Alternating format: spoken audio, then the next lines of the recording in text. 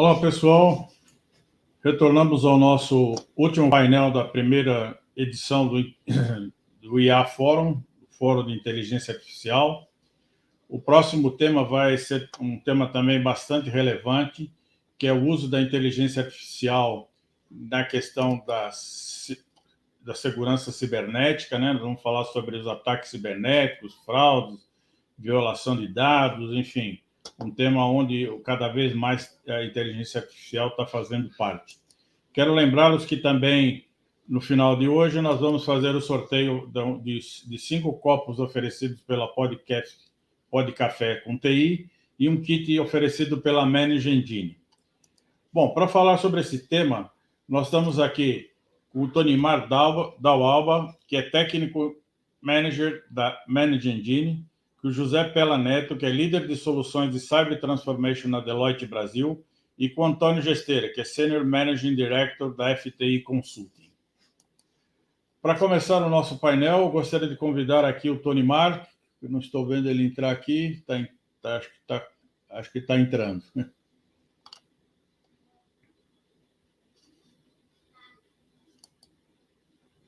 Acho que o Tonimar caiu.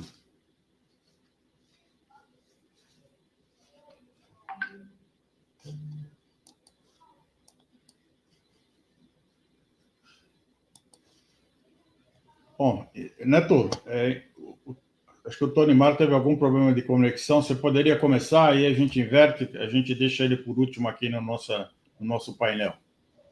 Ok, sem problema. Bom, boa tarde a todos. Eu trouxe até alguns slides para suportar um pouco a nossa discussão aqui hoje, mas obviamente o objetivo aqui é a gente trazer um pouco de contexto, né, para essa jornada de transformação que muitas organizações passam no dia a dia, né, enfrentam no dia a dia, falando, né, da aplicação dessa ferramenta, né, da inteligência artificial dentro desse contexto. A gente vê muitas organizações querendo fazer essa adoção, né, e tem uma jornada nesse processo, né, tem um movimento para a gente observar, né.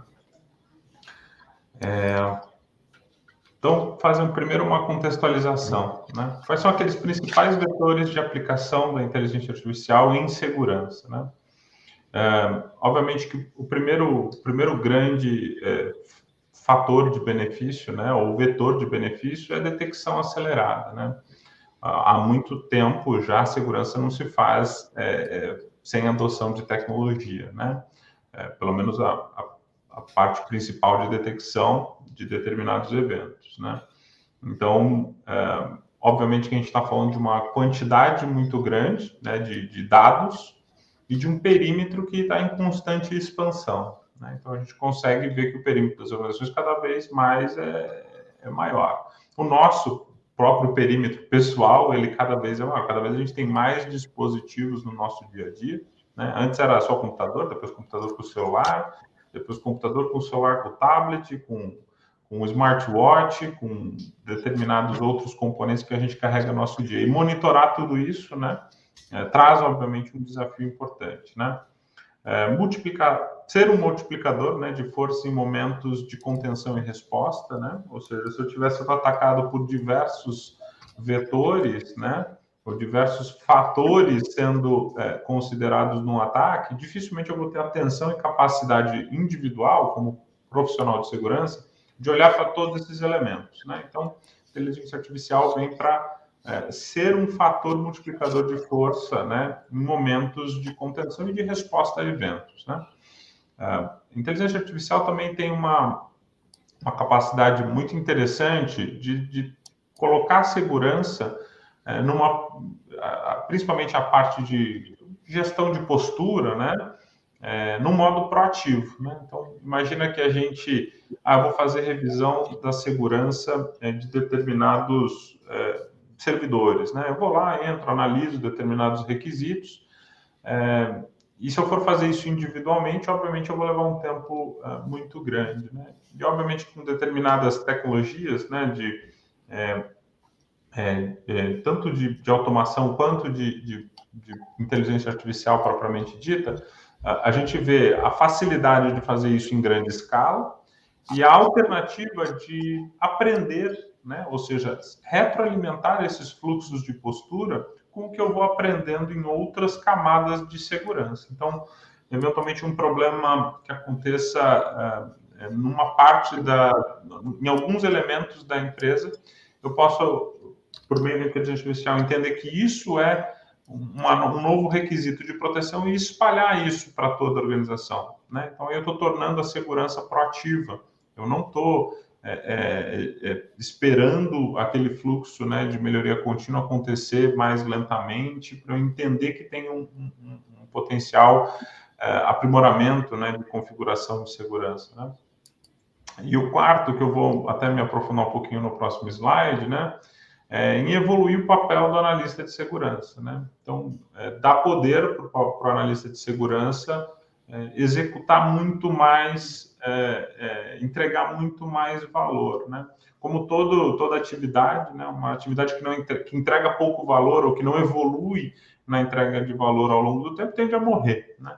Então, o papel do analista de segurança ele é fundamental dentro de um futuro digital, de um futuro de novas tecnologias, onde cada vez mais a gente vê as empresas sendo demandadas por estar presente em todos os espaços possíveis, né? Então, o papel do analista de segurança, ele pode ser potencializado com a inteligência artificial, né?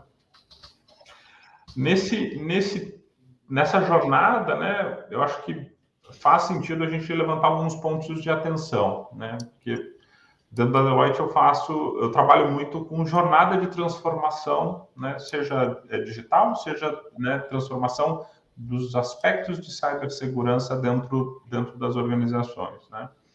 E quando a gente quer inserir dentro dessa jornada a inteligência artificial, alguns pontos eles saltam, né? Principalmente porque é um tema bastante novo, né? Então, o primeiro ponto que eu trago aqui é cultura, né?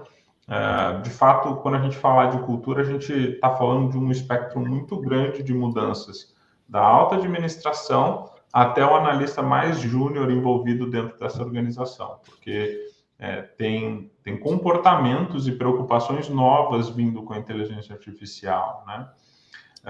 Construção de uma estratégia, né?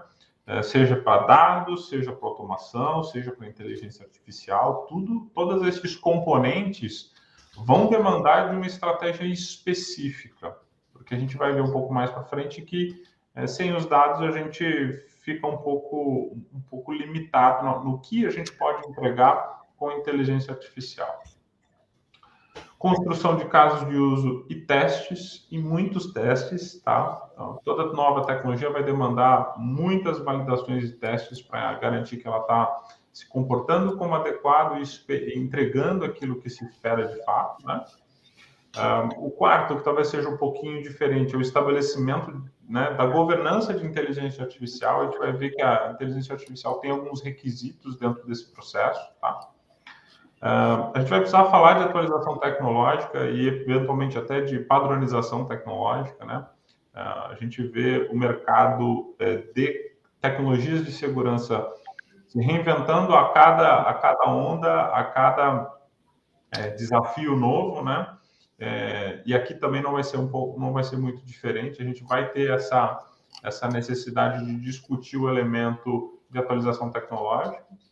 Organização de dados, porque sem os dados a gente não consegue nem discutir automação, quem dirá aprendizado né, inteligência artificial aplicada dentro desse processo. Mas eu vou me ater aqui, porque o Gesteira vai aprofundar nesse tema, vai trazer discussões interessantes. Capacitação de pessoas, toda nova tecnologia vai demandar a gente, obviamente, olhar para o elemento humano e garantir que ele está sabendo lidar e trabalhar com a evolução contínua dessa tecnologia também, né? E processos de testagem das camadas de segurança para aplicação de inteligência artificial, né? Aqui, esse último é só para a gente não cair no comodismo de que tem uma inteligência artificial tocando esse tema ou essa camada de segurança e eu não preciso me preocupar com mais nada. Talvez a preocupação seja até maior para garantir que ela está cumprindo o seu papel. Até o nível de confiança dentro dessa tecnologia ser consideravelmente adequado, tá? Aqui, de forma muito rápida, né? Quando a gente fala de adoção de inteligência artificial, a gente não está discutindo, né, humanos contra máquinas, a gente está falando em como fazer o humano entregar mais, né? Então, a gente está falando de dados com precisão, analytics com resultados, automação com inteligência artificial com ética, né? Sem sombra de dúvida, tudo que vai ser entregue para uma gestão compartilhada, vamos dizer assim, vai estar baseada, né, lá no topo daquela governança, né, em algoritmos, né? Então, tem uma organização, eu tenho dados e eu tenho algoritmos. Esses algoritmos, a única coisa que se discute é o aspecto de ética e a governança em cima desses algoritmos e de todo esse ecossistema de tecnologias que a gente está falando aqui, né? Então, uma camada de processos bem importante é discutida, né, e é requerida, na verdade, para um programa de adoção de inteligência artificial, né? Então, estratégia e ética, governança, gestão de riscos, testes, validação contínua desses algoritmos, né? Então, existem frameworks para gestão disso específicos, né? Porque se espera que essa tecnologia seja justa e imparcial, confiável, cuide da privacidade, seja segura, responsável, transparente, ou seja, tudo aquilo que a gente espera dos demais é esperado de uma tecnologia. Então, a gente vai precisar olhar muito de perto isso, porque provavelmente nem todos os profissionais de segurança conseguem entregar tudo isso junto da melhor forma, em alta performance, como é o que se espera dentro dessa dinâmica, tá? E aqui é um exemplo, tá? Até para a gente já fechar um pouco, né? Então, assim, obviamente, a vantagem na proteção dos negócios, né? Quando a gente fala da aplicação da inteligência artificial em segurança, né? É pelas capacidades que ela pode te entregar, né? De analisar grandes volumes de dados de forma rápida e de diversas fontes, cruzando uma série de fontes de dados, né? Fazendo o processamento desses eventos, fazendo o aprendizado de comportamento, né? Então, obviamente, um comportamento que eu vejo na minha camada mais exterior possível, se eu consigo compartilhar e entender que esse mesmo comportamento está por outras camadas dentro, até mais internas da minha organização, sem sombra de dúvida, a tecnologia vai ter toda a base de dados, né? Vou dar um passo antes aqui. Se a tecnologia tiver todas essas bases de dados, ela vai poder analisar esse comportamento de fora para dentro da organização ou de dentro para fora da organização, entendendo como que essa dinâmica está acontecendo, né? Com esse aprendizado, você vai poder trabalhar só naquilo que é anômalo, né? Naquilo que sai do padrão de comportamento daquele ambiente, né? Ou daquela comunicação. Isso, para quem é de segurança, é um avanço importante, né? Porque você acaba deixando de lado tudo aquilo que é comportamento normal ou esperado daquele ambiente e você passa a olhar e analisar aquilo que é comportamento anômalo, que pode ser uma atividade de negócio lícita e tudo bem, né? Mas é um aprendizado que a plataforma pode ter, como também eu posso estar identificando de fato ali um acontecimento ilícito, né? Uma atividade que não deveria estar acontecendo, né? E aqui muito na visão do usuário, né? Da pessoa que está dentro da organização ou dos sistemas. Todos esses componentes, de alguma forma, têm potencial de serem analisados, né? E a detecção dessas anomalias já é uma evolução importante, junto com o aprendizado contínuo e a aplicação de uma inteligência preditiva. A inteligência preditiva já é um próximo passo, que é onde eu consigo, com base no histórico, tentar entender o que mais pode ser explorado. Aí, de fato, eu estou falando de uma inteligência que está entregando alguma coisa além de uma automação, né? Além de uma análise de behavior ali, de comportamento de um usuário ou de uma pessoa envolvida, né? O problema é que toda essa vantagem para os negócios, ela pode ser usada para o lado negativo também, né? Então, os criminosos, que eu falar, eu costumo falar aqui que assim, o hacker ele só é especializado, né? Ou seja, a única coisa que ele faz é atividades ilícitas. Então ele tem que ser mais avançado, né, do que a média das empresas que não só fazem isso, né? Então por isso que os hackers têm muito sucesso frente às empresas, né?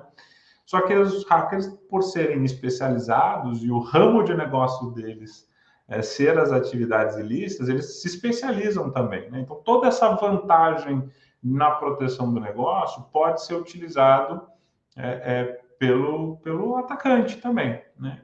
E aí vem a força de equilíbrio, né? Ou seja, se a gente não buscar essa força de equilíbrio, ou seja, pelo menos lutar com as mesmas armas, fica difícil. Aí a gente está falando de um problema de você lutar contra um oponente muito mais forte, capacitado e preparado, né? Então, com dados suficientes e organizados, as ferramentas de segurança orientadas, utilizando a inteligência artificial, de fato podem antecipar, aprender, combater ameaças, trabalhar todo esse contexto em tempo real, porque a inteligência está aplicada, né? E o desafio é trazer essa inteligência para as camadas de segurança, né?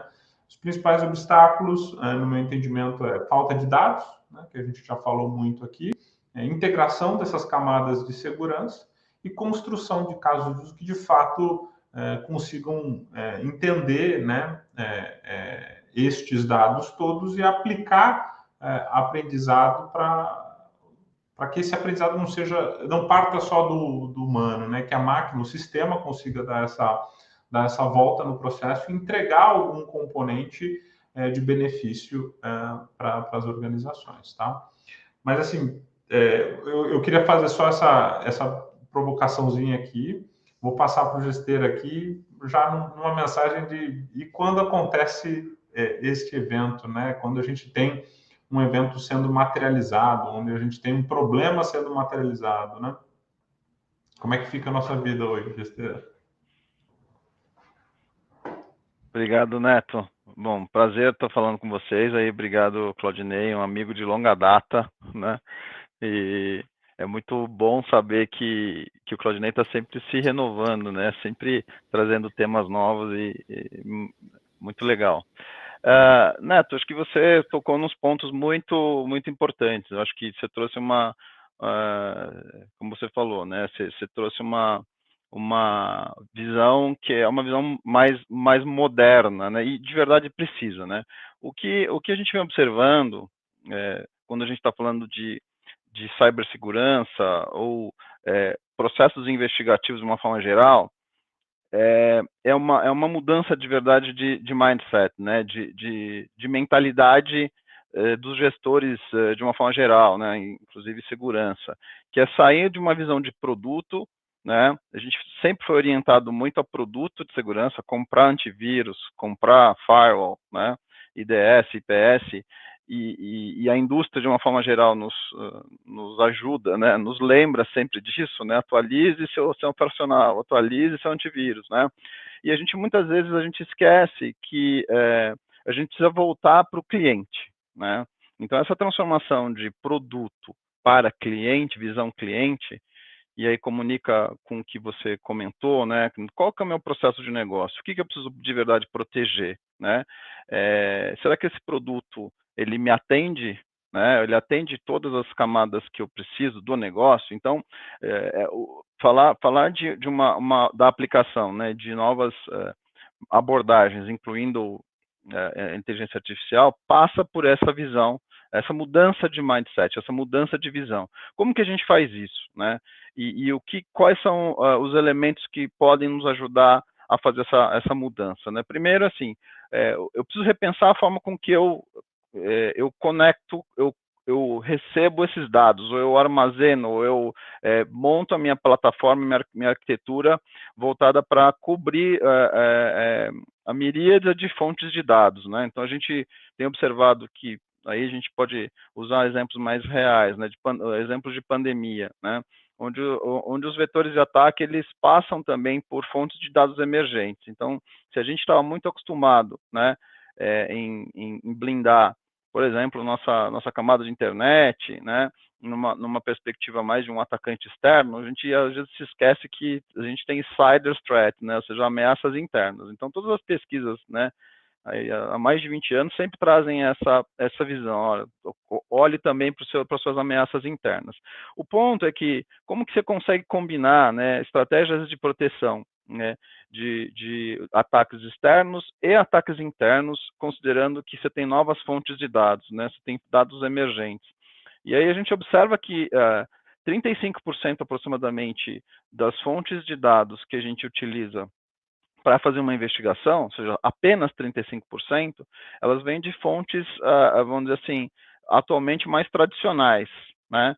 E a gente começa a observar um movimento, uma necessidade de você começar a interpretar, né, coletar, processar, analisar e reportar dados que vêm de outras fontes emergentes, por exemplo, plataformas de comunicação em massa, né? Teams, Zoom, Slack, GitHub e por aí vai.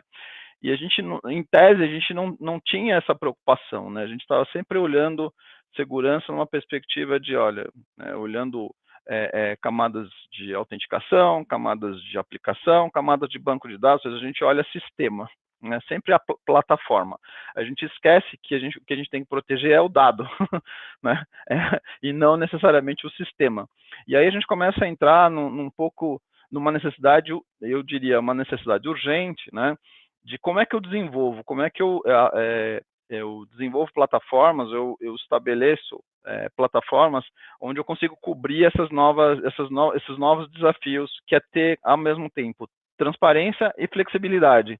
Eu preciso de ter transparência, de que eu estou necessariamente coletando todas as fontes de dados possíveis, que volume interessa, mas muito mais relevância, né? E a gente tem observado isso nas nossas, né? A gente tem conduzido aí investigações, né, de crimes cibernéticos, né, de toda sorte, phishing, ransomware e por aí vai.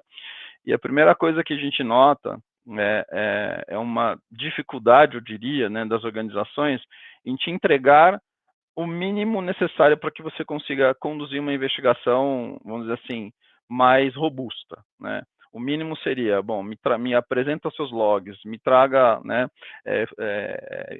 informações capazes de acelerar o processo de descoberta, né? Então, muitas vezes a gente tem um retrabalho logo na largada do processo de investigação, que é normalizar o dado, né? Como você mesmo comentou, né?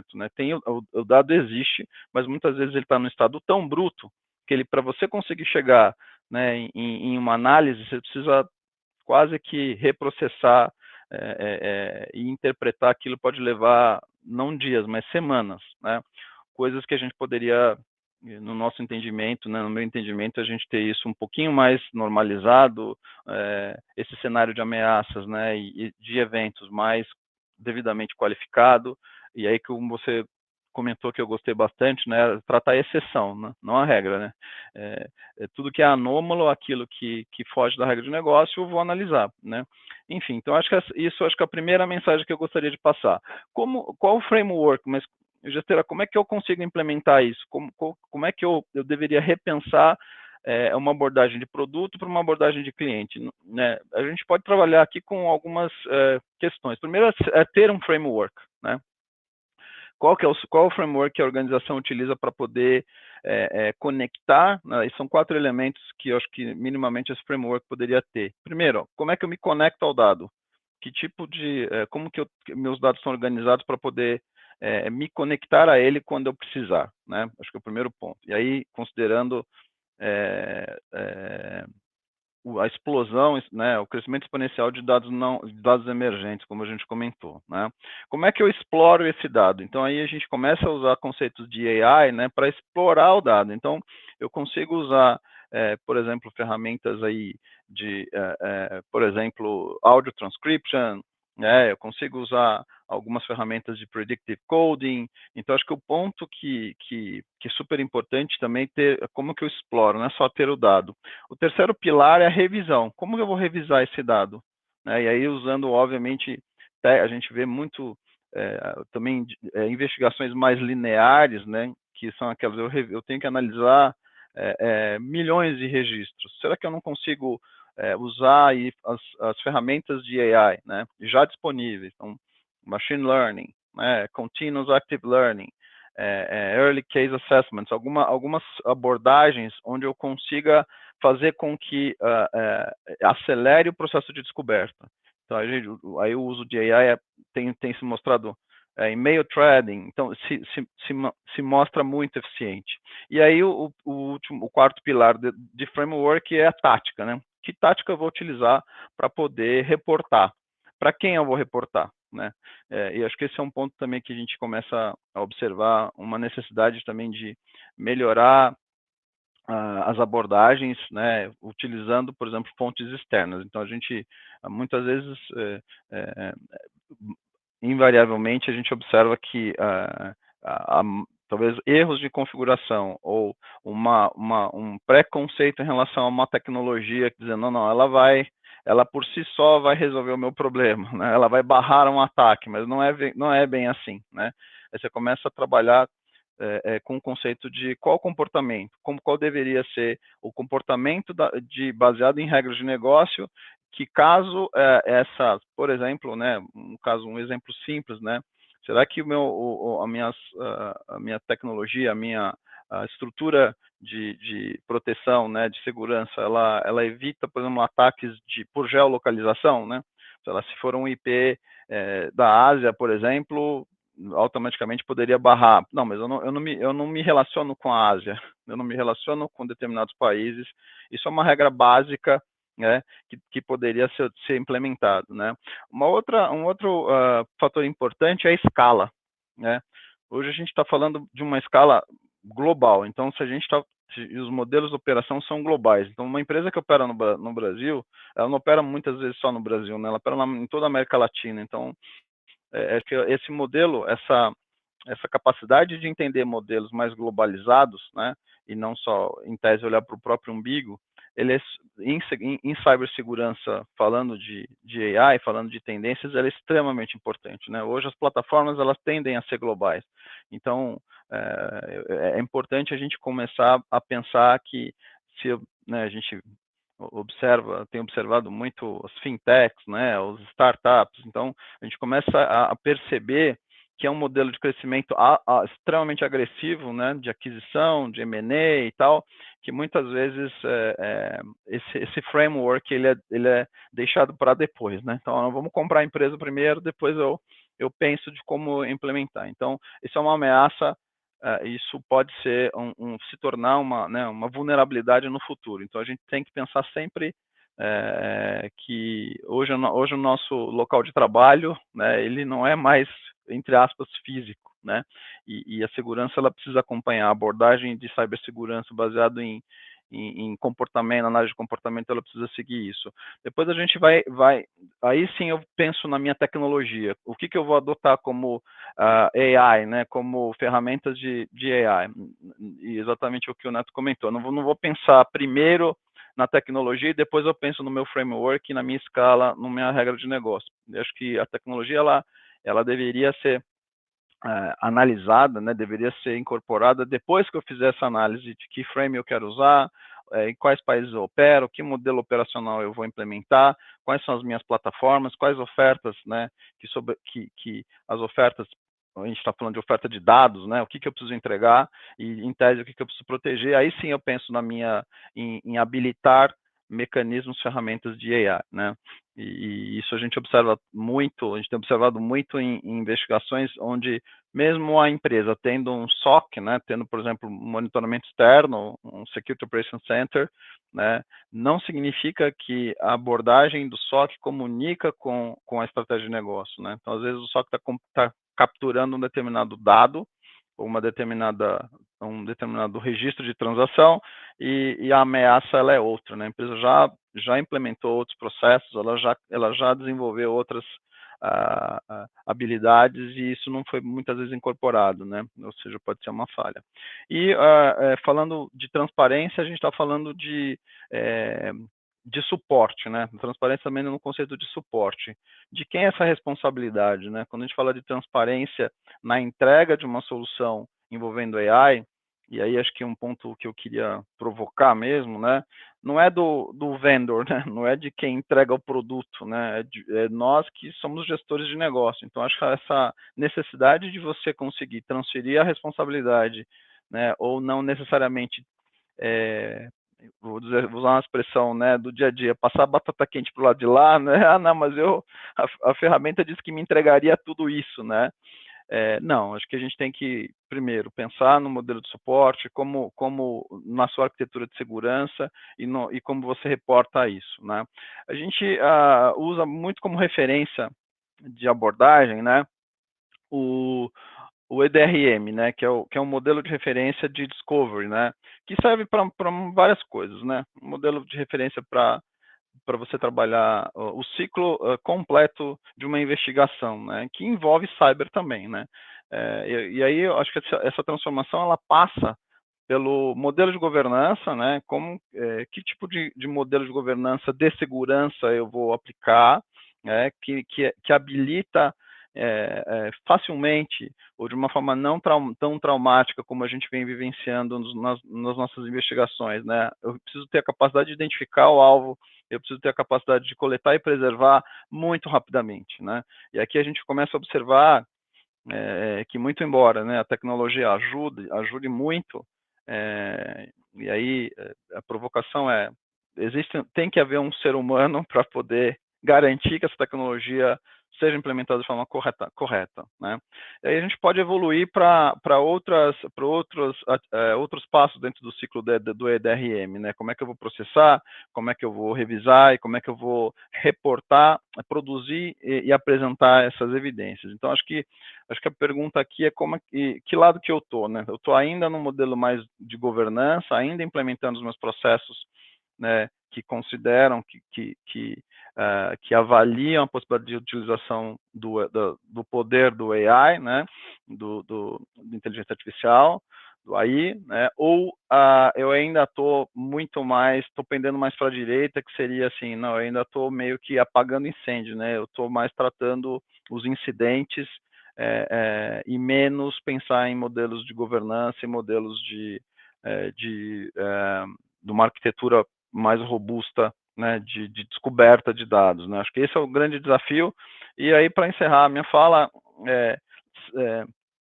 pensar um pouco isso, né? Traduzir isso para uma abordagem só para reforçar esse conceito, né? Como que eu me conecto a esses dados, ou como que eles estão distribuídos e quais são as plataformas, como que eu exploro esse dado usando aí técnicas, abordagens de machine learning, AI, qual que é a minha estratégia para revisar esses dados, né? Aí não só volume, mas principalmente relevância, e qual a tática eu utilizo para poder reportar, né, para poder saber, não, isso é um falso positivo, isso não deveria ser considerado, ou não, sou mais assertivo na forma com que eu reporto essa apuração, essa investigação. Passar a bola aí pro Tony Mar. Obrigado.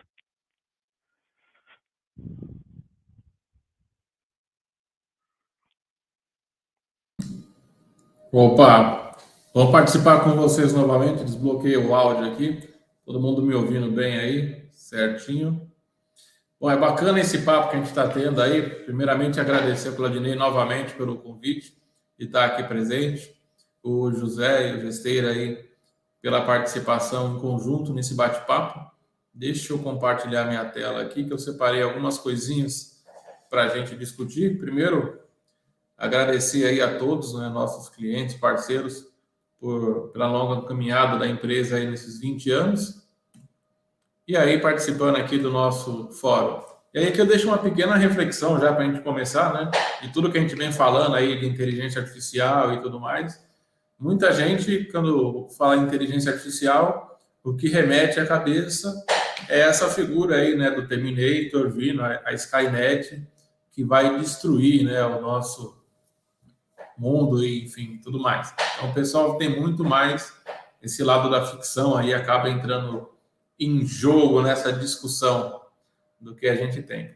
Mas, na verdade, né, a gente tem uma outra frente, que também foi bem pontuado aí pelo José e pelo Gesteira nas abordagens, que a gente está vivendo uma revolução, né, da inteligência artificial, né?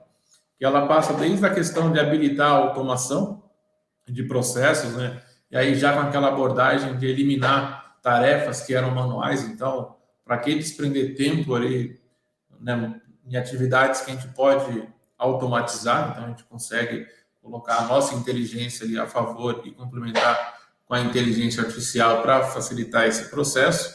E aí realizar também atividades, né, aqui já entrando mais numa questão do machine learning, trabalhando junto para ter esse aprendizado, né, ações baseadas em insights que a ferramenta começa a coletar dentro do ambiente, né? Aqui eu não estou nem partindo para a parte de cibersegurança, muito bem focada pelo José, e também pelos pontos comentados ali pelo Gesteira.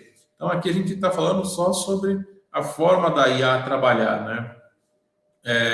E um outro ponto que é a questão de responder às perguntas que todas as partes aí têm em um processo, né? Aqui também um ponto ali de entrada de NLP, né? A questão de processamento de linguagem natural, então dela começar a entender como que as pessoas se comunicam, né? Aí essa questão de como é que a gente se conecta com outras fontes de dados, com outros dispositivos, enfim, como é que a gente se comunica no tanto digital quanto no outro modo também que a gente tenha aí. Então a gente precisa ter esse comportamento, essa análise de todo o roteiro bem, né, distinto aí, para a gente conseguir trabalhar, e aí precisa, assim, né, ter a inteligência artificial para fazer um discovery aí e entender o nosso ambiente. Aqui eu separei um slide para a gente bater um papo em cima dele, né, um foco aqui. A gente tem três pontos aqui, né? A entrega de serviço, a segurança de TI e o monitoramento de TI. Então a gente tem aí, está vivendo, né, nesse momento de pandemia, como comentado, sobre vários golpes que se iniciaram, né, se aproveitando do Covid. Então, é a questão ligada à vacina, ransomware, que se vem ali por questão de pegar o passaporte da vacina, enfim.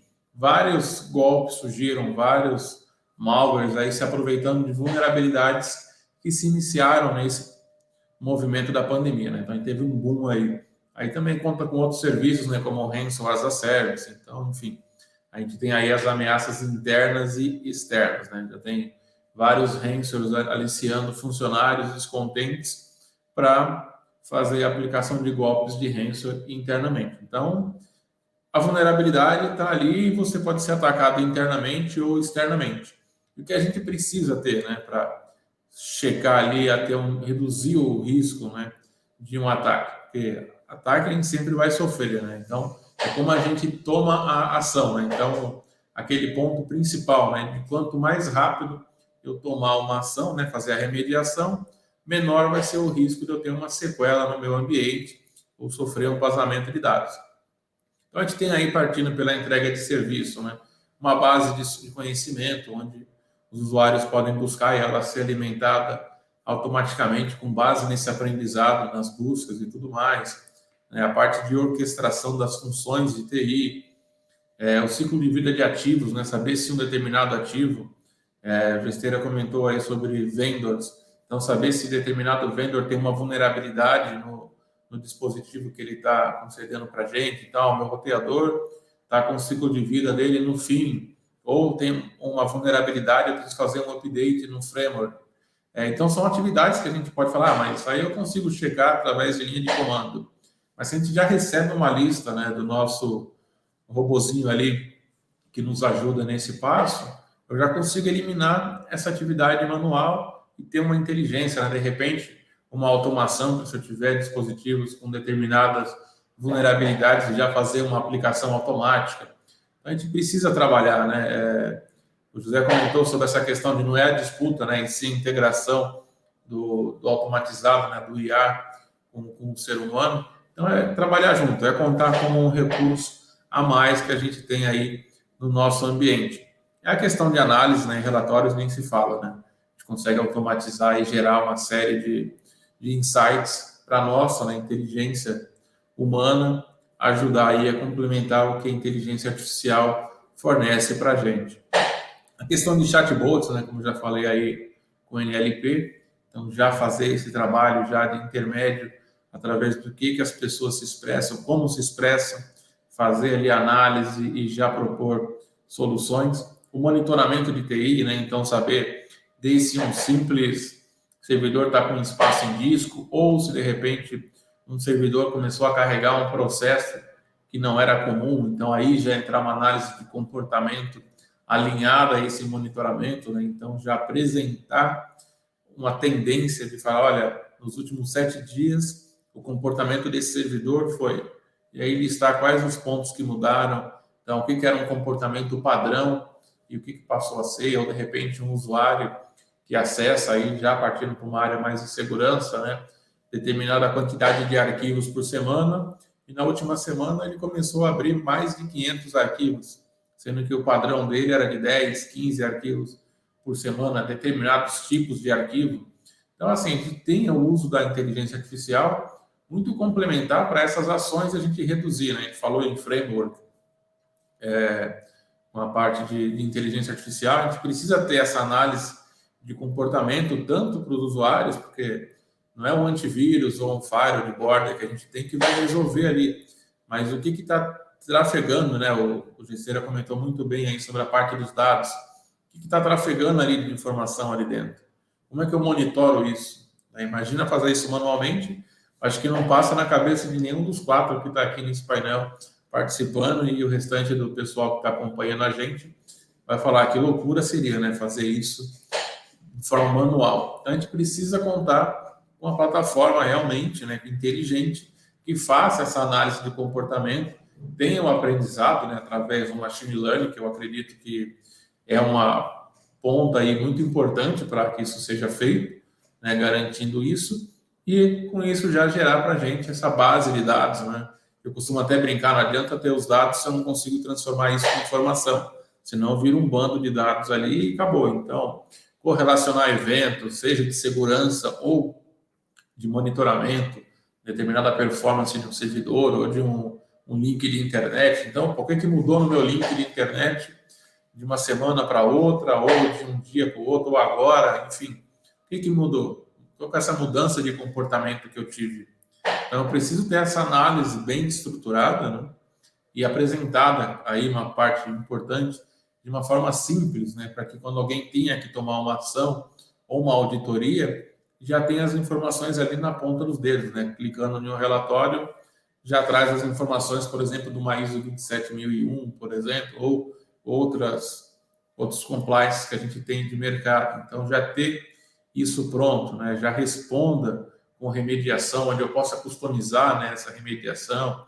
Se eu tiver, por exemplo, mais de 15 tentativas de logon do mesmo usuário, num intervalo de 1, 2 minutos, eu já propor ali uma remediação de bloquear o usuário, desligar o computador de origem, ou, de repente, se for um IP externo, colocar esse IP externo em uma lista, né, de bloco do meu firewall, isso de forma automatizada. Então, eu tenho que integrar todos esses itens aqui para a gente ter uma análise de comportamento e que essa análise, né, funcione ali como nosso suporte para os pontos que a gente não vai conseguir fazer de forma manual, até por conta do volume de informação que a gente tem hoje. Se a gente fosse falar de décadas atrás, até talvez seja possível, né, fazer isso.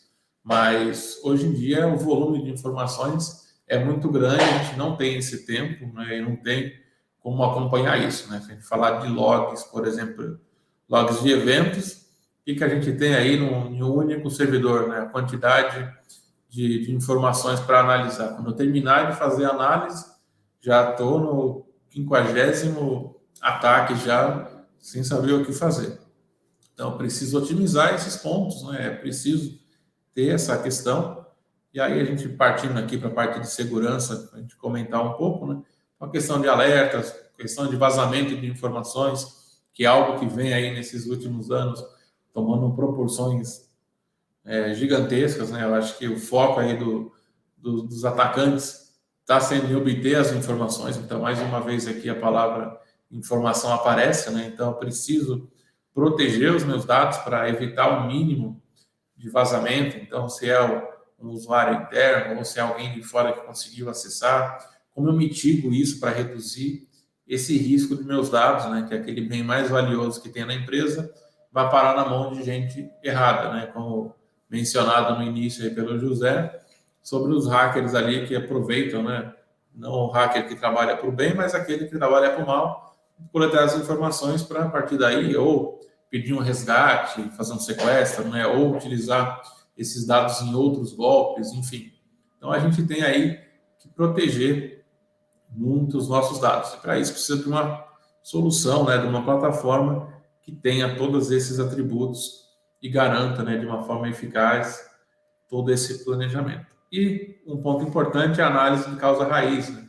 Saber o que tem, oferecer isso, já mostrar qual que é a correlação do evento, disparar os gatilhos, integração com outras plataformas, que também não adianta nada, né? Eu ter aí uma solução que é só para um vendor, para outro vendor, eu preciso ter a comunicação, não adianta ter boas iniciativas, né, boas ideias, mas de forma independente. Eu preciso ter isso que se conecta, né, traga as informações, colete de várias fontes, centralize em um único local e nos dê as informações o mais rápido possível para uma tomada de decisão. Então, era um ponto bem rápido aqui para a gente passar e entrar nesse nosso Perfeito. conversa aí. Bom, como vocês viram, a tecnologia existe, né? Mas a gente só vê crescer o número de vazamentos de dados, o número de fraudes, o número de brechas de segurança. Então, na opinião de vocês, o que está faltando, né, para que efetivamente a gente possa sentir uma redução muito grande dessas ameaças? Obviamente, o fator humano é muito importante, mas existe tecnologia, né, para tentar mitigar o uso errado dessas ferramentas, que um usuário possa clicar num link de phishing, né, num link que vá introduzir um vírus para depois ter um ataque de ransomware, né? O que está acontecendo, na opinião de vocês, para que essa tecnologia não consiga barrar essa quantidade enorme de ataques que a gente registra todo dia aí na mídia? Quer começar, Tonimar? Claro, começa sim. É importante esse ponto, né, que a gente vê aí, a gente voltando ao assunto, né, de vazamento todo dia, ataque. Hoje está muito comum, como eu comentei, os hackers aliciando funcionários que estão insatisfeitos com as empresas de cometerem esses ataques e pagar uma comissão ali pelo serviço prestado. Tá? Então, o que a gente precisa ter? Precisa ter a solução, a plataforma que monitore não só, por exemplo, um servidor ou uma aplicação, mas o comportamento do usuário em todo o movimento que ele faz. Né? Então, se ele acessou, o Claudinei hoje acessa determinado volume de informações na empresa. Se ele mudou o comportamento dele para mais ou para menos, precisa ter esse rastreio, essas informações, para saber o que ele está fazendo. Então, precisa ser notificado do que muda de comportamento. Esse exemplo que você deu sobre a questão do phishing, né? Na hora de clicar no link, é importante a gente ter também, né, a parte de treinamento, que eu acho que é a base ali, que a gente tem um elo muito fraco, que é o usuário. O usuário é o elo mais fraco que a gente tem nessa corrente. Se a gente não treinar ele, não explicar o porquê, vai acabar acontecendo. É como a gente vê hoje, chuvas de SMS que a gente recebe sobre oferta de emprego, por exemplo, para você começar a vender produto em determinado magazine da vida aí, por exemplo, e você tem ali que pagar uma quantia. Então, você fala, opa, mas se pegar um percentual de gente que recebe aquilo, quem clicar é lucro, porque vai estar numa situação de desemprego, de repente, buscando uma oportunidade. E esses ataques, eles procuram ser de formas atrativas, né, para que a pessoa consiga ali fazer ação. Então, a gente precisa ter uma camada de proteção, né, que aí, como o Gessera comentou, a questão do antivírus, um firewall de bordo. Hoje o cenário mudou muito, né? Antigamente a gente falava, um firewall, bloqueio a regra, acabou, né? Tá fácil. Mas aqui a gente está usando uma interface, uma plataforma web. Será que tem alguma vulnerabilidade nela que alguém pode executar um código malicioso e entrar? Então, onde que o antivírus aí, ou o firewall de borda, vai pegar? Então, eu preciso levar também, né, para essas ferramentas e outras, aí sim a questão da integração entre as soluções, para que apontem, opa, o comportamento aqui no meu navegador, na plataforma da Tem Insider que a gente está utilizando, deu uma mudança no comportamento. Tá, qual que é o passo que eu tomo aqui? Então, a gente vai muito além hoje, né? A gente precisa ter a inteligência artificial, não como eu mostrei ali do Terminator, né? Que é o pessoal, quando fala de inteligência artificial, imagina a Skynet destruindo tudo, mas sim utilizar essas tecnologias ao nosso favor para mitigar isso de uma forma rápida. Alguém acessou meu computador pela plataforma aqui de forma remota, vai executar um script. É um script PowerShell, é um VB script, enfim, não sei. Mas a minha plataforma, né, a minha solução que eu tenho de segurança, tem que analisar e falar, opa, tem um processo que iniciou aqui que não era conhecido. Então, tem que fazer esse mapeamento de todo o ambiente, tanto do usuário quanto de aplicações, enfim, banco de dados, para saber cada um dos passos e aí fornecer a solução, né, ou o que fazer, a tomada de decisão, caso não seja automatizada, mas dar o pontapé ali para quem for administrador do SOC, enfim, tomar uma ação já e falar, está resolvido, vamos agora analisar qual que é a causa raiz disso para encerrar de vez o problema. Neto, a Deloitte presta uma consultoria para grandes empresas, né? Como é que é a interlocução de vocês com os clientes? Os dirigentes, né, os principais dirigentes, eles têm consciência da importância de você tomar iniciativas para mitigar e bloquear essas ameaças? Ou ainda é uma conversa entre técnicos, né, com o CSO ou com o CIO, com a pessoa responsável pela parte de tecnologia, de infraestrutura, mas não tem aquela estratégia global da empresa de considerar a segurança da informação como um item importante da estratégia de negócios? Excelente pergunta, viu, Claudinei? De fato, até pelo montante que custa cuidar de segurança para as empresas, esse tema está nos boards, inclusive, tá? Conheço alguns executivos de board que têm lá bons processos de governança sobre se está sendo feito investimento ou não, se aquele investimento está trazendo proteção ou não, tá? Mas a realidade média ainda dos boards, e aí eu estou falando não da administração direta das companhias, tá? Estou falando do board que muitas das vezes consegue trazer essa discussão dentro das administrações, né? O tema de cibersegurança aqui é crítico? Extremamente crítico. Me fala os 3 principais riscos de cyber que vocês têm. Já fica difícil, porque o conhecimento aprofundado do tema ainda é difícil da gente traduzir. Ele ainda é um tema complexo para que a alta administração tenha clareza, né? Tenha todos os detalhes. Por quê? Aí eu vou dar a minha opinião, tá, Claudinei?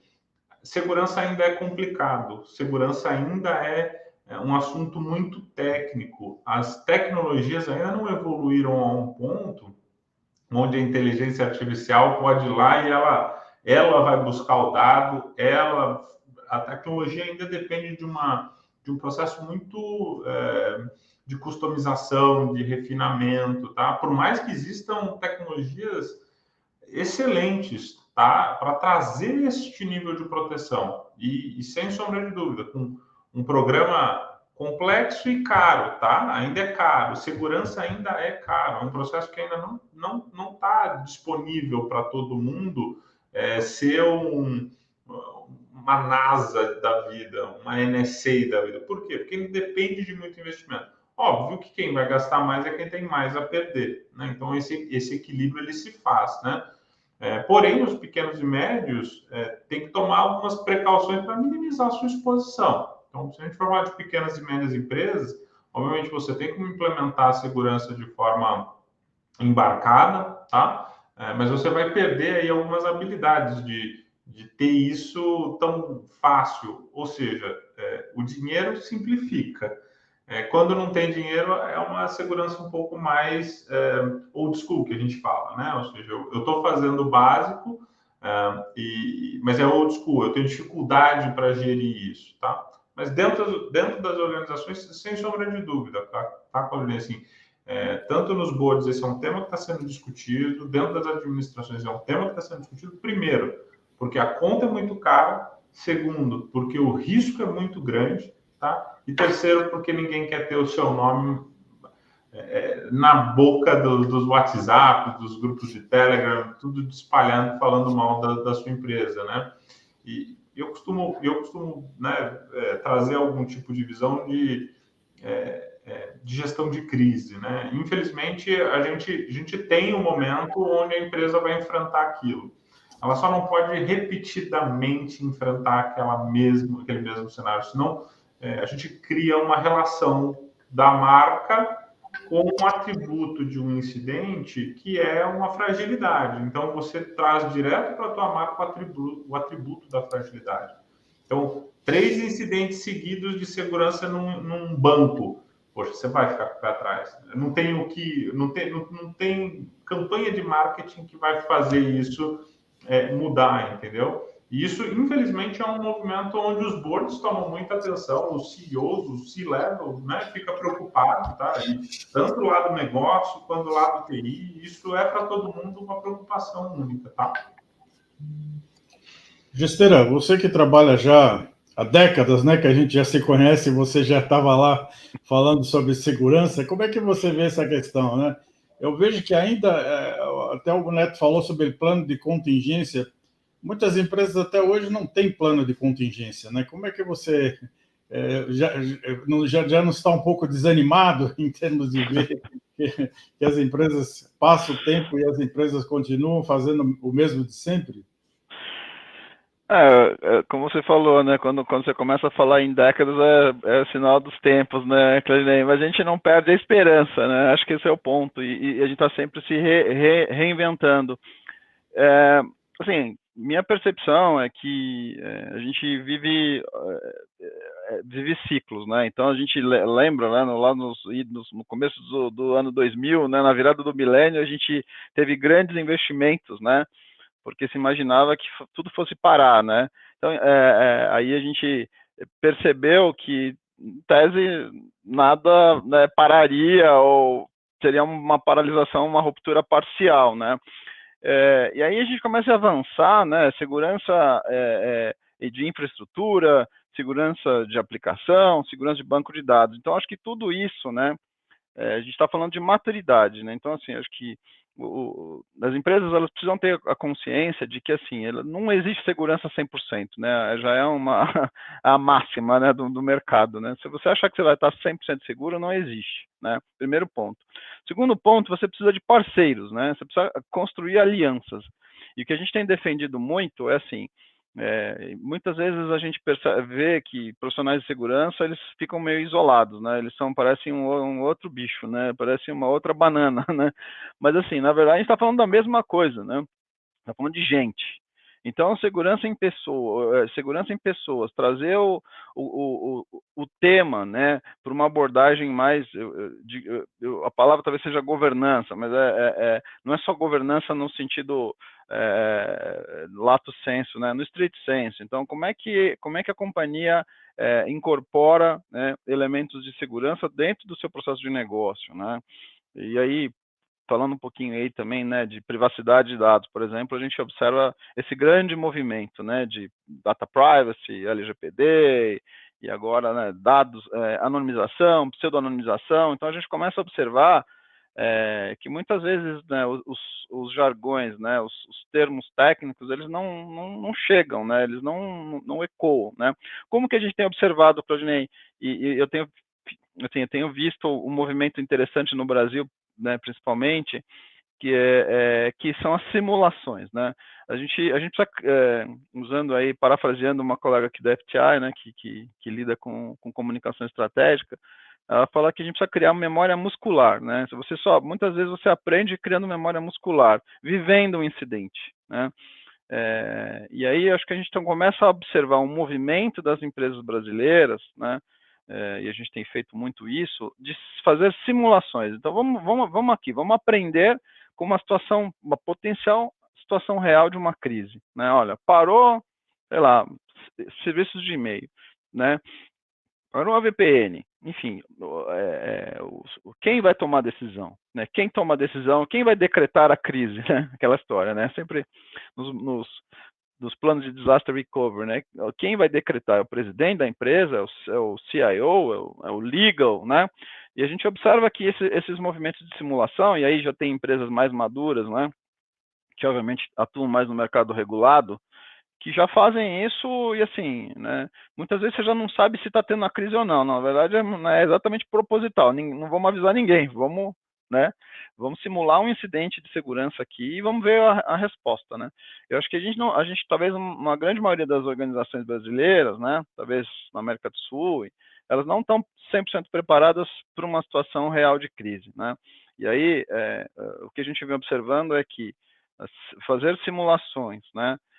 Com processos educativos envolvendo a alta administração, né, tem sido extremamente poderoso, né? A gente tem um caso onde a gente já está na 5ª simulação e a gente está sempre aprendendo, né, nessas simulações. Agora a gente vai parar o app, né, o app de, sei lá, por exemplo, de pedidos via celular, um exemplo. E aí, né, como é que faz isso? Como é que isso se comunica? Quem sofre esse impacto? Então, fazer essa análise de impacto, né, num conceito mais de exercício de simulação, né, de uma crise, como o Neto comentou, eu acho super importante, né? E o Tony Mar também trouxe essa verificação, ele pontuou essa questão da tecnologia, né? A gente testa essa tecnologia, vamos colocar ela à prova, né? Não vamos simplesmente só implementar e achar que ela está fazendo o serviço, né? Como é que você vai observar que o seu time de resposta está atuando corretamente, todo o seu, vamos dizer assim, as áreas estão se comunicando adequadamente no sentido de, né, erradicar o problema, voltar à normalidade, recuperar, né, se recuperar de uma crise, só quando ela acontece, de fato, né? Então, assim, é tirar do papel. Então, vou falar, o tirar do papel que a gente viu, né, Claudinei, sempre aí nesses últimos 20 anos, né, muitas políticas de segurança, né, para inglês ver, né, entre aspas, né, não, tá aqui, isso aqui é para o auditor, né, já tem um documento aqui para entregar para o auditor, né, ou para, sei lá para quem. Então, acho que tirar do papel, né, através de simulações controladas, né, aí não estamos falando de pen test, né, estamos falando de algo muito mais do que um penetration testing, estamos falando de simular uma situação real de ruptura, onde o plano de resposta a incidentes precisa ser, vamos dizer assim, acionado, né? Aí o presidente está viajando, né? Está num voo indo para o exterior e está incomunicável. Quem responde, né? Sabe, essas coisas, o agravamento da crise numa simulação, né? E aí como foi falado aqui pelo Tony Mar, né? Não, ninguém quer ver pelo Neto, ninguém quer ver seu nome estampado nos jornais, né? E geralmente numa crise é isso, né? Muitas vezes a empresa é a última a saber, né? Infelizmente, né? Alguém já publicou, ela às vezes acionada por um agente externo, o que de fato ainda prejudica muito mais a reputação da companhia. Então acho que é isso, né?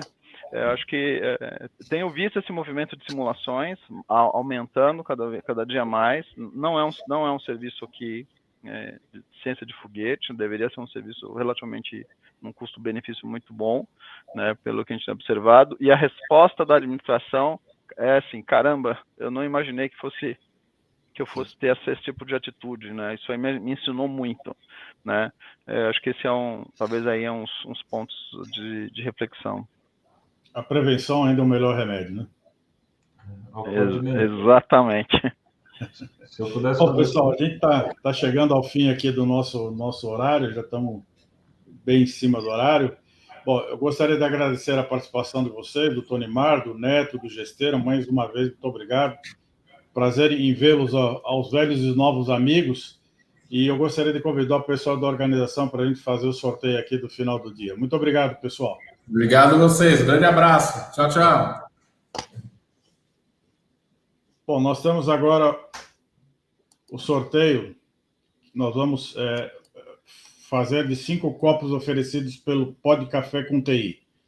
Então, vamos rodar a roleta, pessoal. Pode rolar.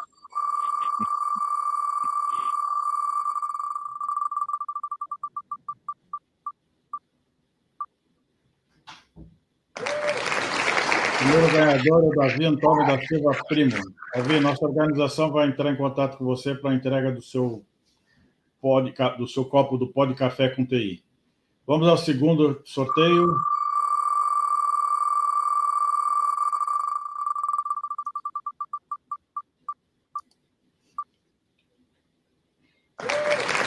Ganhador agora é o Vitor Cavalieri. Parabéns, Vitor. Vamos ao terceiro sorteio do copo do TI com pó de café.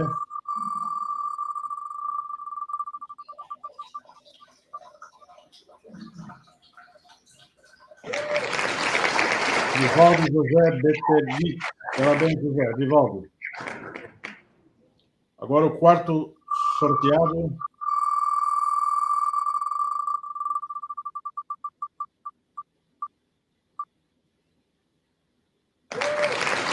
Raquel Lopes Dias da Costa. Parabéns, Raquel.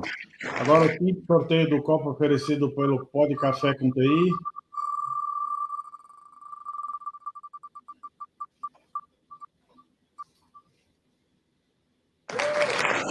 Orlando Feitosa. Parabéns, Orlando. E agora teremos hoje o último sorteio do dia, que é o kit oferecido pela Manage Engine.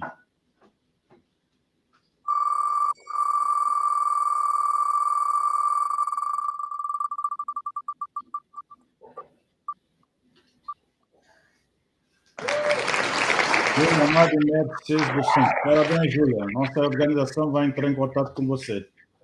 Bom, quero agradecer a participação de todos vocês, quero agradecer a participação da nossa audiência.